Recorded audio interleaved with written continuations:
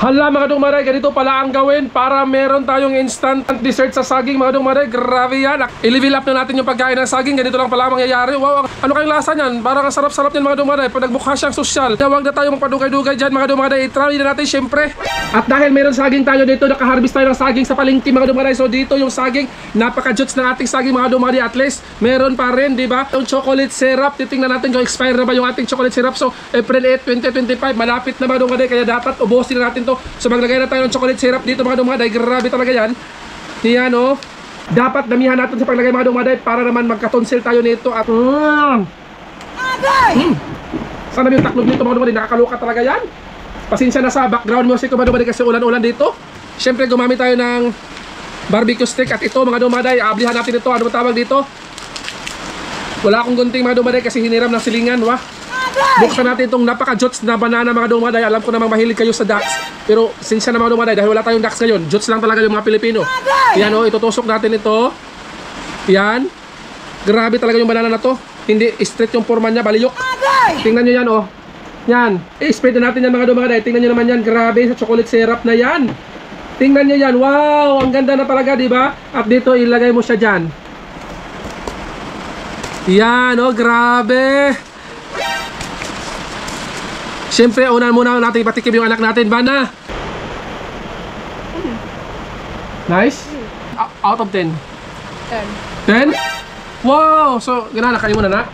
Okay, wow! Mga dumaday, tinikman niya, masarap daw. Oh, dalhin mo yan doon. Yan, oh, sa kanya na yan. Oh, grabe naman yan. Oh, bubuksan pa natin yan. Ablihan natin yung, ano, banana na yan. Napakabaliyok talaga. At siyempre, lagay naman natin dito. Pero yung mga bata mga dumaday, hindi yan nagsisinungaling. So siyempre, hindi yan nagbabakak yung mga bata mga dumaday. So tikman na natin para may dumating sa aming bahay. Ano kaya yan? Baka maningil naman yan. Wah, wala kaming utang hoy.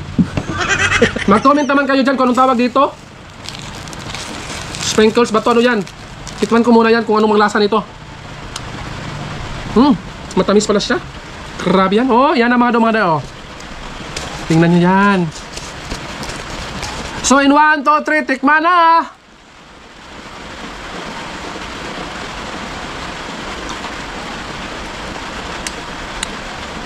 Hala, oo nga mga dumaday, nag-level up talaga yung saging. Napakasimpleng gawin ng mga dumaday na dessert at magugustuhan ng mga bata. Grabe talaga.